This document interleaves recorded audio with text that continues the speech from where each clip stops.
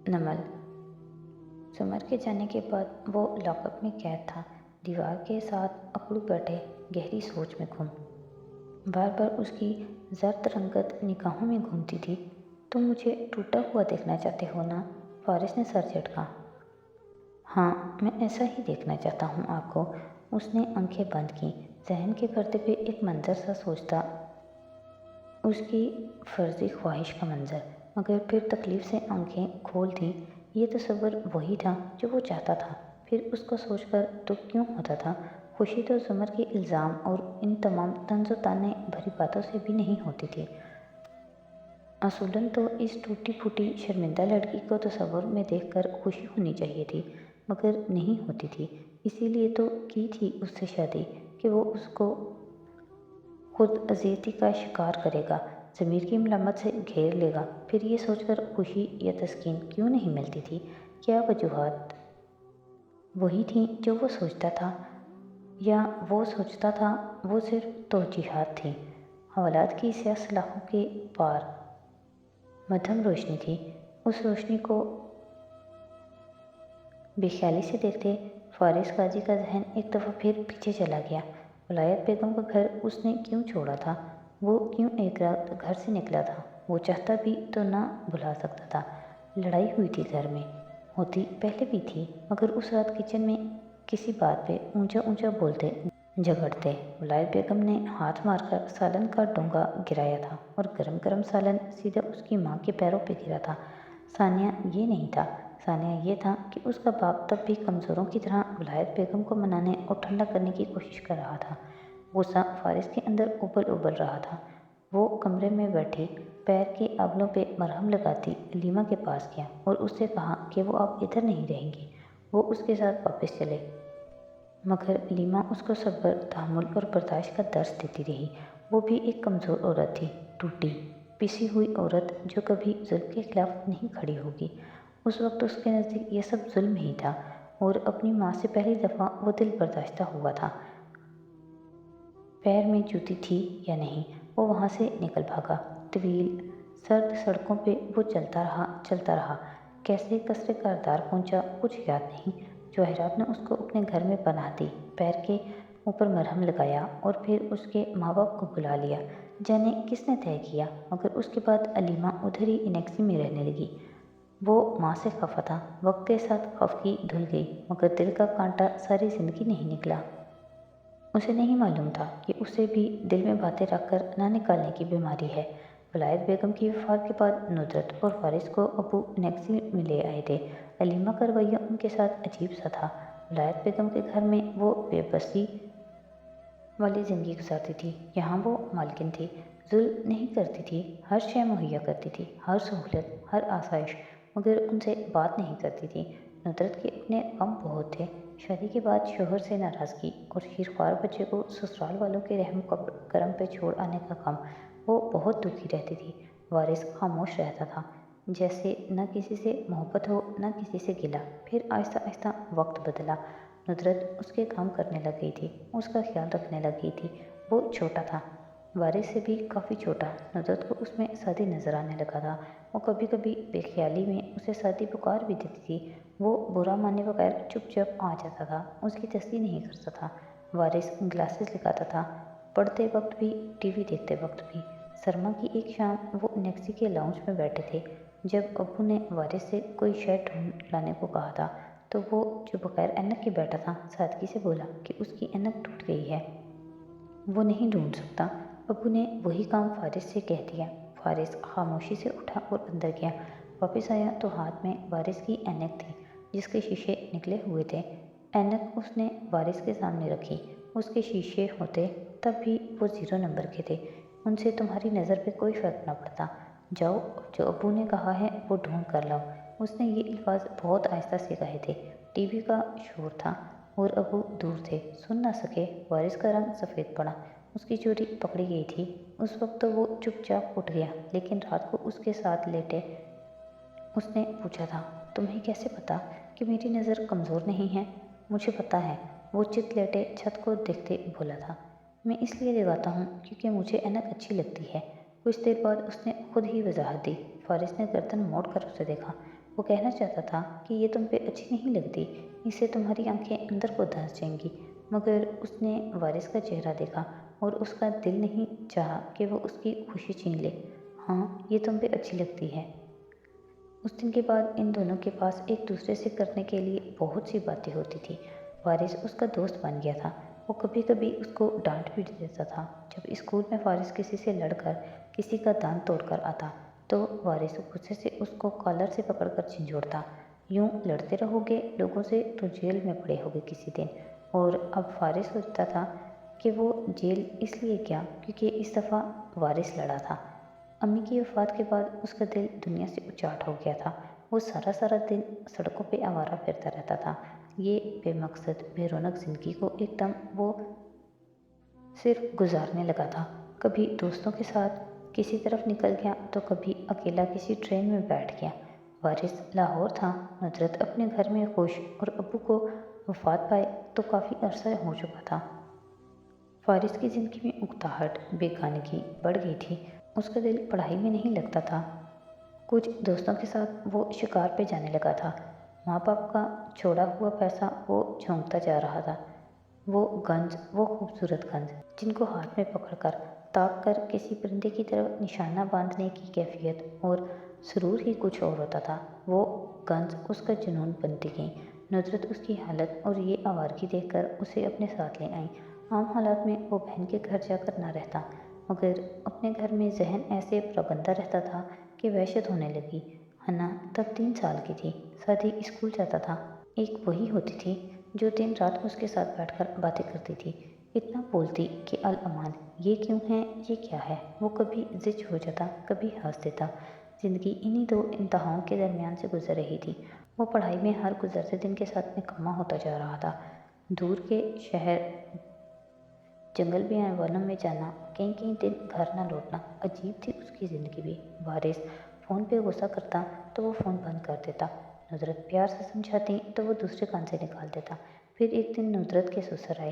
पता नहीं नुसरत ने उनसे क्या कहा था कि जब वो उनके पास अकेला चुप और बेजार सा बैठा था तो वो उसे बातों बातों में पूछने लगे, तुम क्या करोगे आगे कैरियर के हवाले से।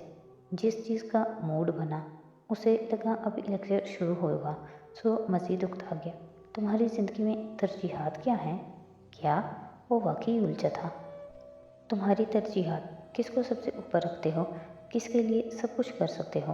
फारिस लम्हे भर को चुप हुआ। अपने ख़ानदान के लिए। वो तो अभी है नहीं। है तो सही।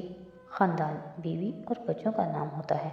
जो इतने इस्तेकाक से इस घर में आता हूँ इसलिए कि मेरे बेटे का घर है। क्या मैं अपने भाई या बहन के घर इतने इस्तेकाक से जा सकता हूँ? हुक्म चला सकता हूँ? नहीं, वो भी मेरा ख़ानदान है, लेकिन इस उम्र में आकर बीवी बच्चे सबसे पहले आते हैं। तुम क्या चाहते हो ज़िंदगी में? वो मुतज़ब्ज़ब रहा, ज़्यादा बात नहीं कर सका, मगर चंद दिन वो सोचता रहा। फिर एक दिन वो उनके घर गया। मालूम हुआ था कि उनकी बेटी का जहेज़ जल गया है, बहुत नुकसान हुआ है। वो अफसोस के लिए गया था, मगर उनके पास बैठे उसने उनसे कहा था, मेरी तरजीहात एक सादा ज़िंदगी की हैं। मेरी बीवी, मेरे बच्चे, एक छोटा सा घर जिसमें कोई पेचीदगियाँ ना हों, कोई साजिशें, कोई मुनाफ़कत, कोई दूसरी बीवी के झगड़े ना हों। एक सादा ज़िंदगी गुजारूँ मैं।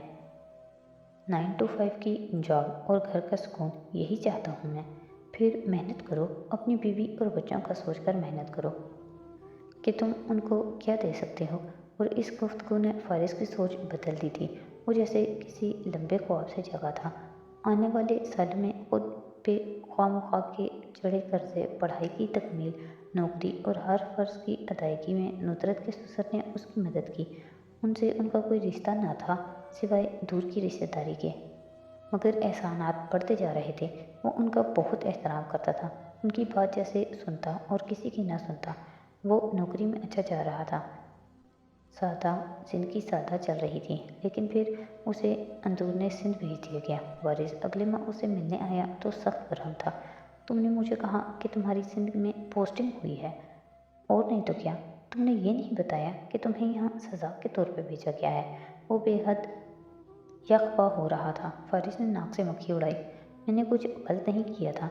यही बात तुमने कही थी अपने डायरेक्टर से। फारिस, तुमने गलत किया है। उस बैंक ऑफिसर के अरेस्ट वारंट निकल रहे थे और तुमने उसे इत्तला दे दी ताकि वो जमानत कबल अज़ गिरफ्तारी करवा ले। पहली बात, मैंने कोई सबूत नहीं छोड़ा। दूसरी बात, वो बैंक ऑफिसर 3 छोटी छोटी बेटियों की माँ है और बेगुनाह है, तो वो उसके ट्रायल में साबित हो जाएगा कि वो बेगुनाह है। तुम्हें बीच में पढ़ने की क्या ज़रूरत थी? वारिस, वो एक जवान मिडिल क्लास औरत है। अगर वो बेगुनाह ना होती तब भी मैं उसको खबरदार करता। जमानत उसकी 24 घंटों में हो ही जाती, लेकिन अगर वो एक रात भी हवालात में गुजार देती तो वारिस, उसकी ज़िंदगी बर्बाद हो जाती। मर्द कई साल भी जेल में रहें तो कुछ नहीं होता। औरत को कौन कबूल करेगा बाद में? हाँ ठीक है, मैंने जुर्म किया है, वो भी गर्मी से बोला था, लेकिन मुझे 10 बार ऐसा मौका मिले मैं तब भी यही करूँगा, क्योंकि मैं इसी माशरे में रहता हूँ जहाँ जेल में एक औरत एक रात भी गुजार ले तो उस औरत की बेटियों की शादियाँ नहीं हो पाती। मेरा ज़मीन मुतमईन है, क्योंकि जो कानून रोटी नहीं दे सकता वो हाथ नहीं काट सकता, भले उसकी पादाश में मुझे कितने ही साल इस छोटे शहर में पोस्टेड रहना पड़े। फारिस, वो थक कर साथ बैठा और समझाने लगा, देखो, सही काम करने के लिए कानून तोड़ना ज़रूरी नहीं है। मैं बाई द बुक काम करने वाला आदमी हूँ। विजिलेंट रवैया डराता है मुझे। अगर उनको कोई सबूत मिल जाता तो तुम जेल भी जा सकते थे। अगर तुम्हारी यही हरकतें रहीं तो मैं अगले 5 साल बाद तुम्हें जेल की सलाखों के पीछे देख रहा हूँ। समझाते समझाते वो खफा हो गया था। और पता है मैं तुम्हें अगले 5 साल बाद कहाँ देख रहा हूँ? वो आगे होकर संजीदगी से वारिस की आंखों में झांक कर बोला, उसी नकली ऐनक के पीछे। और एकदम वो दोनों हंस पड़े थे। इन्हीं सलाखों को देखते हुए वो जख्मी से मुस्कुराया था। उसे जेल में सबसे ज़्यादा वारिस याद आता था। इस मसरूफ़ शाहराह पे रात 9 बजे अच्छी खासी सर्दी होने के बावजूद ट्रैफिक की गहमा गहमी लगी थी। साथ ही किताब में डिज़ाइनर शॉप्स थी, जिनके सामने जुमर कंधे पे लगा पर्स मजबूती से पकड़े मतलाशी नज़रों से इधर उधर देखती चली आ रही थी। वो तब रुकी जब उसे वो नजर आया। किनारे पे कार खड़ी किए, हुड वाला स्वेटर पहने और जेबों में हाथ डाले वो खड़ा था। अहमर, मुझे देर हो गई ना? माजरत खाना अंदाज में जल्दी जल्दी कहती करीब आई। क्या वो लड़का आ गया? अहमर चौंक कर मुड़ा, फिर फखर से सर को खम दिया। जी, और काम भी होने वाला है। मुस्कुराकर सामने इशारा किया। जुमर ने उसकी निगाहों के ताक़ुब में देखा।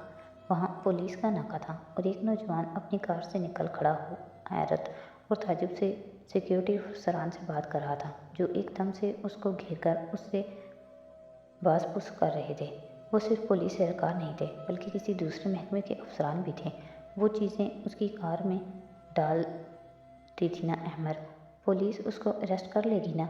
फिक्रमंदी से वो बोली थी। जी, जब ये गैस भरवाने पंप पे रुका था तो मेरे लड़के ने एक बैग उसकी डिक्की में रख दिया था।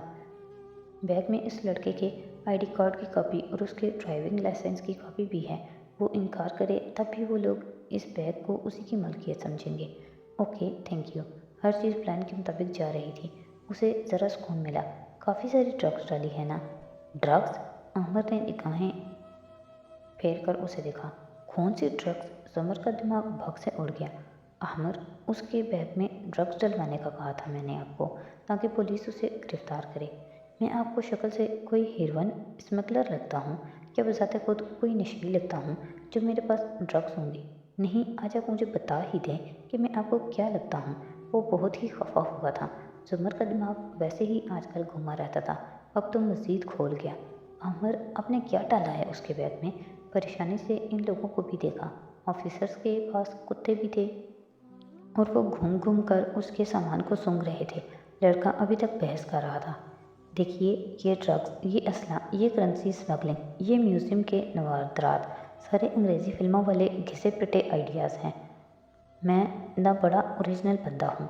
मैंने सोचा कोई पाकिस्तानी चीज़ ट्राई कर दूँ।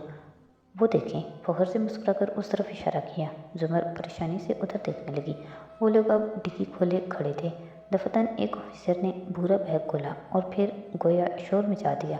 बाकी एहलकार भी इधर ही लग गए। लड़का हैरान परेशान वजाहतें दे रहा था। जुमर ने एड़ियाँ ऊंची करके देखना चाहा। वह मुश्किल एक अफसर सामने से हटा तो खुले बैग का दहाना नजर आया और उसके अंदर कछुए। वो बेयकीनी से अहमद की तरफ घूमी। अस्तगफिरुल्लाह अहमद, आपने कछुए डाल दिए? दिल चाहा उसको ज़मीन में गाड़ दें, पूरे 50 कछुए। उसने इसी तफाकुर से इस तरफ इशारा किया। दूर से इतना पता चलता था कि इस बैग में छोटे छोटे शामी कबाब के साइज़ के कछुए चल रहे थे। जुमर ने माथे को छुआ। उफ आमर, आपको मजाक लगता है ये सब? देखिए मुझसे जुमर, वो संजीदा हुआ। अगर ड्रग्स डालता या असलहा तो वो गिरफ्तार हो जाता, लेकिन सुबह से पहले तक बाहर होता। सिवाय वाइल्ड लाइफ वालों के कोई भी महकमा उसको कल दोपहर तक न रखता। कछुए अहमर, वो अब भी शदीद नाला थी। ये वाइल्ड लाइफ वालों के ख़ास सपोर्टेड कछुए हैं, सुबह ही चोरी हुए हैं। मुस्कुराकर आंख दबाई। ये लड़का कल सिंगापुर जा रहा था। सिंगापुर में एक कछुआ कई हज़ार का बिकता है। वो लोग कछुए खाने के शौकीन हैं, मगर वहाँ पाबंदी है उसके शिकार पे, क्योंकि इस मासूम की नस्ल नापैद होती जा रही है। सो हमारे यहाँ से लोग इस स्मगल करते हैं, बी पाकिस्तानी बाय पाकिस्तानी। जुमर ने सिर्फ घूर कर उसे देखा। वो सामने देखने लगी जहाँ वाइल्ड लाइफ के एहलकार उस लड़के को हथकड़ी लिखा रहे थे और वो मुसलसल चिल्ला रहा था। जुमर के तने असब ढीले पड़ने लगे। आइडिया कुछ इतना बुरा ना था, लेकिन अहमद शफी का शुक्रिया कहना नामुमकिन। वो घर आई तो हुनैन उसके कमरे में चित लेटी छत को देखती मायूस नजर आ रही थी। बैग और मोबाइल रखते हुए उसने हन्ना को मुखातिब किया। शीज़ा का क्या बना? मैं नहीं कर सकी, वो शर्मिंदा थी। ओके, मैं खुद उससे बात कर लूँगी। हुनैन सीधी उठी, बेचैनी से उसे देखा। वो तकलीफ़ में है, उसको अकेला छोड़ दें। हुनैन, उसकी सेहत अब बहुत बेहतर है और हम उसकी मदद भी करेंगे उसके मुजरिमों को पकड़ने के लिए, वो बाल ब्रश करते हुए कह रही थी। हाथ पे पट्टी बंधी थी। हन्ना को नज़र नहीं आई, वो कहीं और थे। वो अब भी वही आवाज़ें सुनती है, जंगल की, जानवरों की, खंजीरों की। और हुनैन एकदम साकित हुई, चौंक कर जुमर को देखा, फिर यकायक बिस्तर से उतरी और नंगे पैर भागती बाहर निकल गई। जुमर सर झटक कर रह गई। हन्ना अब तेज तेज सीने भागती तहखाने की तरफ जा रही थी। उसे अभी अभी कुछ याद आया था।